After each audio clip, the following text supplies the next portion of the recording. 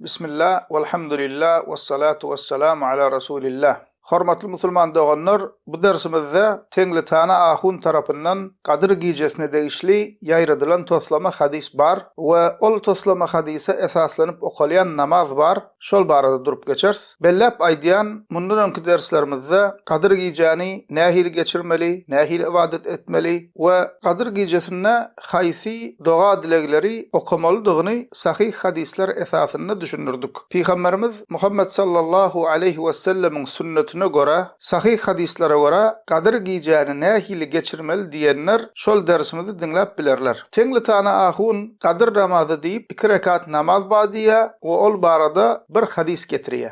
Bir iki rekat namaz okulya ol Kadir namazı. Onun hakkında şu hadis gelipdir. Haýsy bir adam Kadir gecede 2 rekat namaz okuysa, her alhamın izinden yedi ola kul huvallahını koşsa, o salam verenden sonra da estağfurullah ve etûbü ileyh deyip 70 yola aysa, şol okuyup salam veren yerinden turmaka, Hudaý Tebarek ve Teala şoň öz günäsini geçer, enasatynyň da günäsini geçer deyip. Enasatynyň günäsini bir geçse, Hudaý Teala da bir perişteleri iýerjek.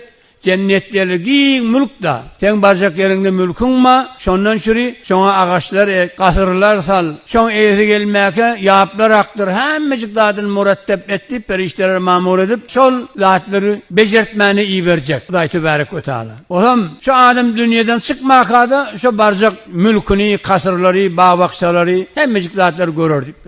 Hadis diýip aýdan sözleriniň arapçasy şeýle: "Men salla rak'atayn fi leyletil qadr, feyeqra'u fi kulli rak'atin Fatihatal kitab marra ve kul huvallahu ahad 7 marrat. فإذا فرغ يستغفر 70 مرة فما دام لا يقوم من مقامه حتى يغفر الله له ولأبويه وبعث الله ملائكة إلى الجنان يغرسون له الأشجار ويبنون له القصور ويجرون له الأنهار ولا يخرج من الدنيا حتى يرى ذلك كله." Türkmençe terjimesi şeýle: Peygamberimiz sallallahu aleyhi ve sellem diýdi diýerler: "Kim Kadir gecesine 2 rekat namaz okasa we her rekatda bir Fatiha we 7 İhlas suresini okasa we namaz okap bolandan soňra 70 gezek istiğfar aýtsa, yerinden turmaka Allah Taala onun we ene atasynyň günälerini bagşlar. Allah Taala onun üçin perişteler ugradar we ol perişteler cennetde onun üçin agaçlar ekerler, köşkler kurarlar, çeşmeler aktırarlar. We ol kişi şularyň ählisini görmän dünýäden aýrylmaz.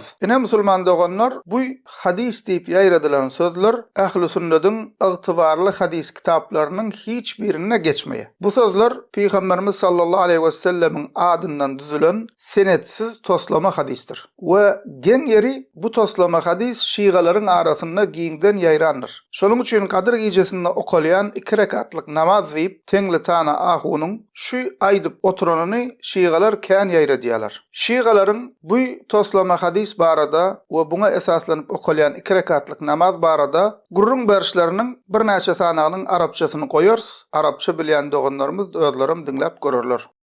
الصلاة ركعتين إخواني مثل صلاة الصبح النية قربة إلى الله وقتها من أول الليل حتى مطلع الفجر باعتبارها ليلة قدر. تقرأ في كل ركعة منها فاتحة الكتاب مرة، بعدها 7 مرات سورة التوحيد قل هو الله أحد. من تخلص هاي الركعتين 70 مرة تقول أستغفر الله وأتوب إليه. ففي الحديث لا يقوم من مقامه حتى يغفر الله له ولأبويه. ركعتان في ليلة القدر من صلاهما غفر الله له ولوالديه. ليصلي هاتين الركعتين الله يغفر له ولأبيه ولأمه. شوكت أي ليلة قدر، ليلة 19، ليلة 21، 23، والأفضل أنه تصليها في كل ليلة من هذه الليالي يا أحبائي. طريقتها ركعتين، في كل ركعة تقرأ سورة الفاتحة مرة واحدة وسورة الإخلاص 7 مرات. بعد ما تكمل الركعتين يا أحبائي تقول 70 مرة أستغفر الله وأتوب إليه. ففي الحديث عن النبي صلى الله عليه وآله قال: من فعل ذلك لا يقوم من مقامه إلا وقد غفر الله له ولأبويه. Önkü derslerimizde de aydıp geçtik. Yine de yatladalin, toslama hadisleri yayratmak ve olara esaslanıp amal etmek haramdır. Çünkü toslama hadis Allah Teala ve Peygamberimiz Muhammed sallallahu aleyhi ve selleme töhmettir. Peygamberimizin adından toslama hadis yayratmak yalanların içinde in günahı ağırdır. Toslama hadislere esaslanıp amal etmek İslam'ı yıkmaktır. Toslama hadisleri yayratmak ve olara esaslanıp amal etmek dini yoymaktır ve şeriatı bozmaktır. Peygamberimiz sallallahu aleyhi ve sellem Sahih Müslim'de gelen hadisinde bu barada diye men haddese anni bi hadisin yura ennehu kezibun fehuve ahadul kazibin. Kim yalanlığını bilip durup menin adımdan bir hadis aytsa iki yalancının biridir diye. Buhari'de gelen hadisinde Peygamberimiz sallallahu aleyhi ve sellem öz adından yalan hadis aydiyanlar, toslap düzüyanlar ve yayra diyanlar barada diye men kezebe aleyye mutaammiden felyetebevve maq'adahu minen nar. Kim bil kaslayın mana yalan yönköse yani dimedik zatıma diydi deyse dozakta yerine tayinlansın diye. Delilsiz zatlara esaslanıp amal etmek Müslüman doğanlar bidgattır. Tapavud yok. Namaz olsun, zikir olsun, mevlid olsun, oraza olsun, islendik Kur'an ve sünnetten, sahabalardan delilsiz edilen ibadetler İslam'a göre bidgattır. İslam'ı yoymaktır. Bidgatlara amal eden kişi olsa sogap yoktur ve eden amalı kabul değildir. Beter bidgatlara amal eden için günahkardır. Delili Buhari Müslim'de gelen hadisinde